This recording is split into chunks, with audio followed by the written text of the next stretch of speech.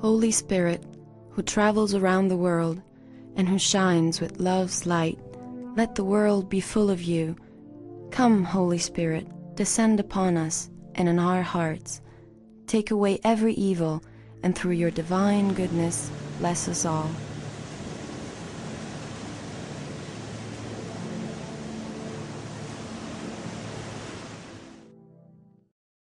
It is the 25th of June, 1981.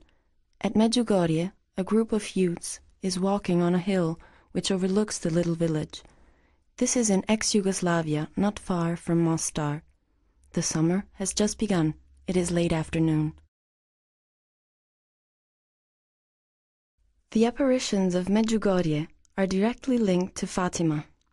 In fact, the Blessed Virgin herself confirmed in one of her messages that the aim of her appearance was to bring to a close what she had started in Fatima, that is, to make the Immaculate Heart of Mary triumphant.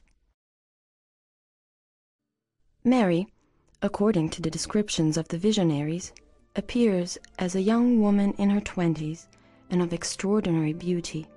She wears a grey, light blue dress and a white veil on her head.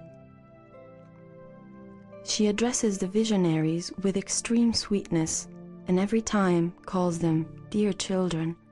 At the end, she leaves them saying, "Thank you for answering my call." With every message, Mary, the exemplary mother, lets her immense maternal love shine through the youths and to each one of us, and each time sends a feeling of peace and joy to the heart and the soul. This is a time of grace that God gives you, Mary often repeats, thus making us understand that her presence in this moment in history of humanity is a priceless gift from God.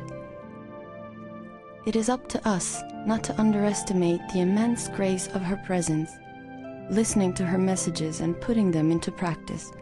Reflecting upon them, we will understand how deep and useful they are for our conversion.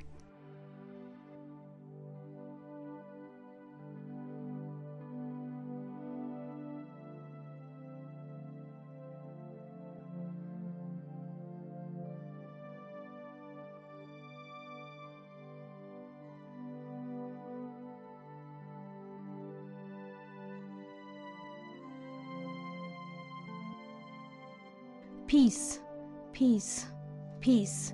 Make peace with one another. I urge you, my dear young people, to pray constantly. If you pray, you will be closer to God, and He will guide you along the road of peace and salvation. So, today I ask you to give peace to others. Only in God there is true peace. Open up your hearts and become givers of peace. In this way, you will bear witness to the peace and love which God gives you. Thank you for answering my call.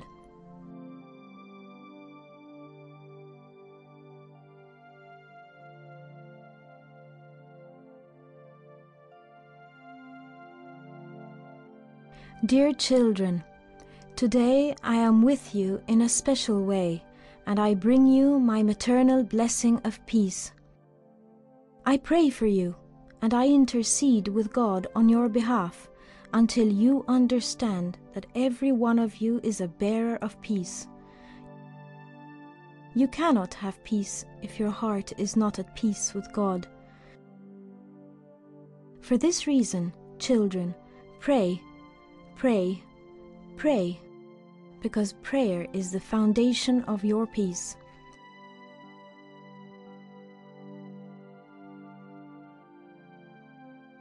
Open up your heart and give time to the Lord, so that He may be your friend. When a true friendship is created with God, no storm can destroy it. Thank you for answering my call.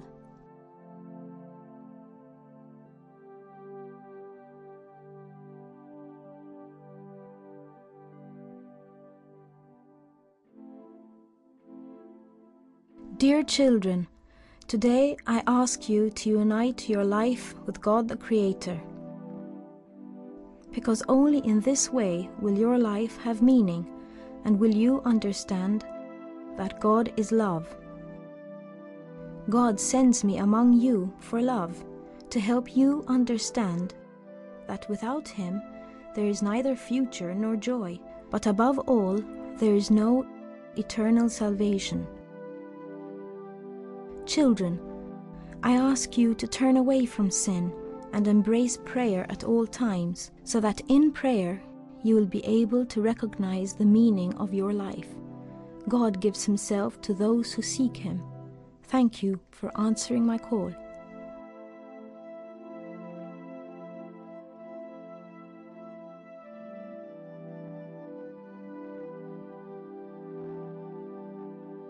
Mary wants each one of us to convert, to go back to loving and honoring God. She points to conversion as being a condition for peace. Conversion is purification of the heart, which has to be clear of sin. For this reason, the Blessed Virgin also asks us to confess frequently.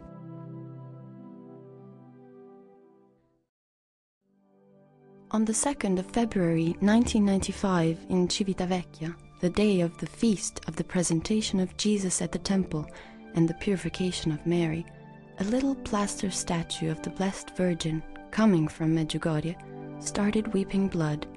The image represents the Queen of Peace.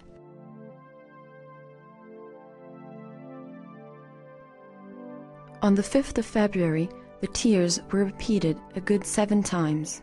It is the day for life, in which the Church asks us to reflect on the right to life of every human being, from conception to natural death.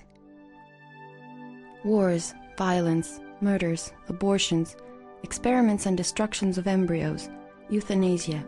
Mary, Mother of Life, perhaps cries too for these assaults on human life. The tears continue altogether 14 times, up to the 14th of March, in the presence of many credible witnesses, many of whom have made a solemn declaration of the facts presented to a special theological commission.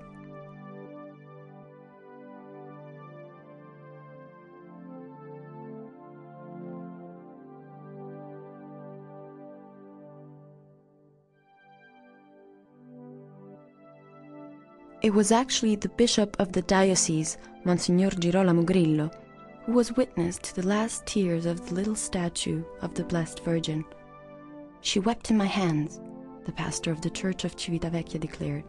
The statuette had also been scientifically examined with positive results. There are no tricks or hidden internal apparatus, and the tears are of human blood. From the 17th of June 1995, the effigy was placed in the small church of Sant'Agostino, not very far from the beach of the same name, and since then there have been many visits of the faithful, confessions and conversions. In many of her messages, Mary also recommends fasting, taking only bread and water. In fasting, man confirms and ensures his self-control, freeing himself from slavery and desires.